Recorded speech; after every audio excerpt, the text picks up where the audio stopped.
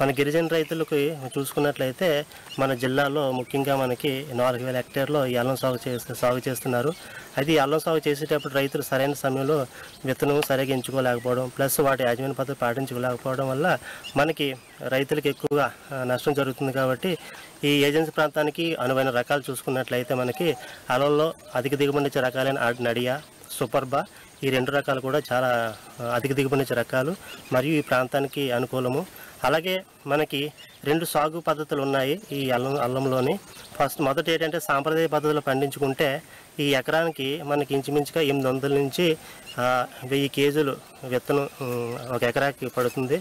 అదే మనకి ట్రెడిషనల్ పద్ధతులు అంటే ఆధునికమైన టెక్నాలజీ ద్వారా ఈ పోటరీ ద్వారా మొక్కలు పెంచుకుని వేసుకున్నట్లయితే ఇంచుమించుగా మనకి 350 నుంచి 400 కేజీలు విత్తనం సరిపోతుంది. కాబట్టి రైతు సోదరులు ముఖ్యంగా అల్లంకి వచ్చేసరికి కాస్ట్ ఆఫ్ కల్టివేషన్ అంటే చాలా ఎక్కువ. కాబట్టి రైతు సోదరులు ఖచ్చితంగా ఈ సాంప్రదాయ పద్ధతి అయినటువంటి పోటరీ టెక్నాలజీ వాడుకోవాలి.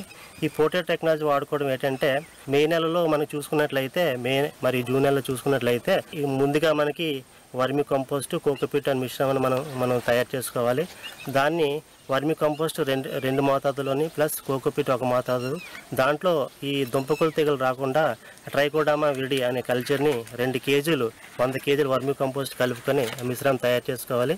అలా తయారు చేసిన మిశ్రమాన్ని మనకి పోట్రేస్లో నింపుకొని తర్వాత మొక్కలని ఈ అల్లము ఏదైతే నడియా కానీ సూపర్బా కానీ సెలెక్ట్ చేసుకుంటామో ఆ మొక్కలను మనం ఏం చేయాలంటే సింగిల్ నోడ్ టెక్నాలజీ కాబట్టి నోడ్ ఉండేటట్టు కట్ చేసుకొని అలా కట్ చేసిన ముక్కల్ని వెంటనే మనకి ట్రైకోడర్మా విరిడిని ముందుగానే 10 గ్రాములు 1 లీటర్ కలిపి ఒక ద్రావణం తయారు చేసుకోవాలి.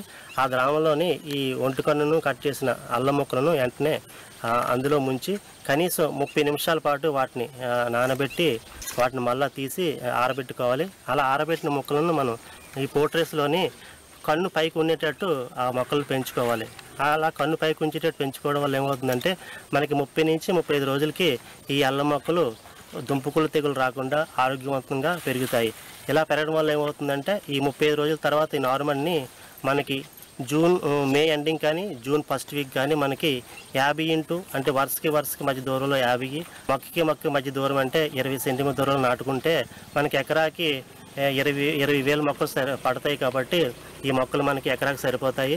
ఇలా పెంచుకోవడం వల్ల ఏమవుతుందంటే రైతు సోదరులకి ముఖ్యంగా దుంపకులు తెగులు రాకుండా ఒకటి, మరియు విత్తనం రేటు మనకి 300 నుంచి 400 కేజీ సరిపోతుంది. కాబట్టి మనకి ఖర్చు 45,000 ఖర్చు ఈ విత్తనం దగ్గరే మనకి మిగులుతుంది. కాబట్టి ఈ టెక్నాలజీ చాలా మంచి టెక్నాలజీ. కాబట్టి రైతు సోదరులందరూ కూడా టెక్నాలజీ పాటించాలి.